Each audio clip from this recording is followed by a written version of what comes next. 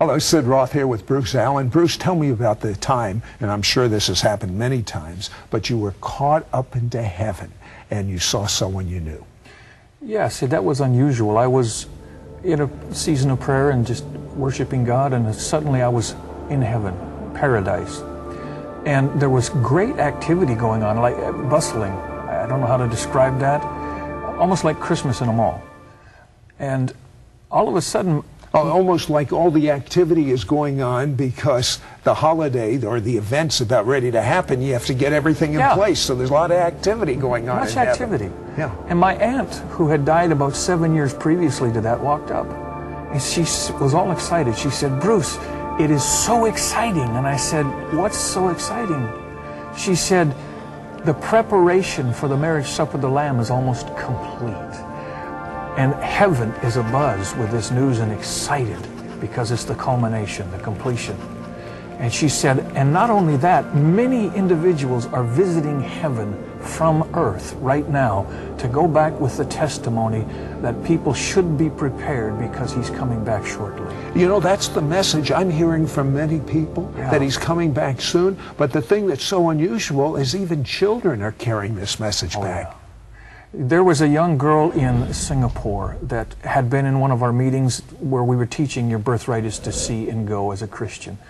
And she caught the revelation and began to be caught into paradise. And at that particular time, I was visiting, I saw my aunt at that time. I saw this young girl, she was 8 years old, appear off to my left.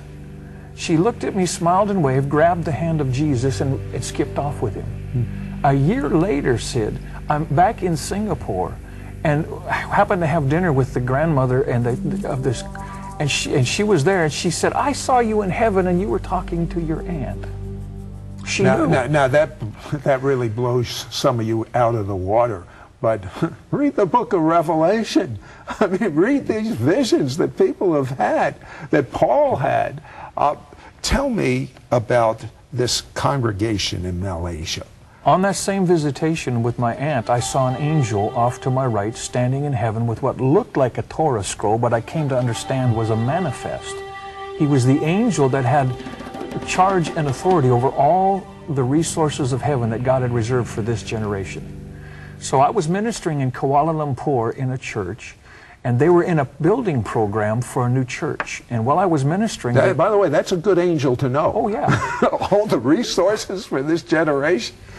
He appeared in the meeting. I saw him there and began to prophesy that, you know, as believers, we have that manifest. You know how we activate it? We speak it forth in faith, and it comes immediately. And so as we prophesied, they were taking pictures. They had learned to do that because cameras catch a lot of things. And they caught the picture of that scroll exactly where I saw the angel standing. And so needless to say, I was excited about that. It's one thing to have visions and people believe you, but God gave a tangible proof and evidence of that very thing. This is so amazing. It's Hebrew lettering. So a year later, what happened to this congregation?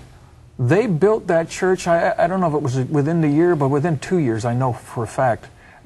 God supernaturally and sovereignly would bring in the resources consistently as they needed it. Sometimes the bank account would be empty. There was the money. It would show up. Sometimes they didn't even know how. Other times people would give large sums of money. And so they built that church very quickly with no debt, and there was a lot of extra money left over in the church.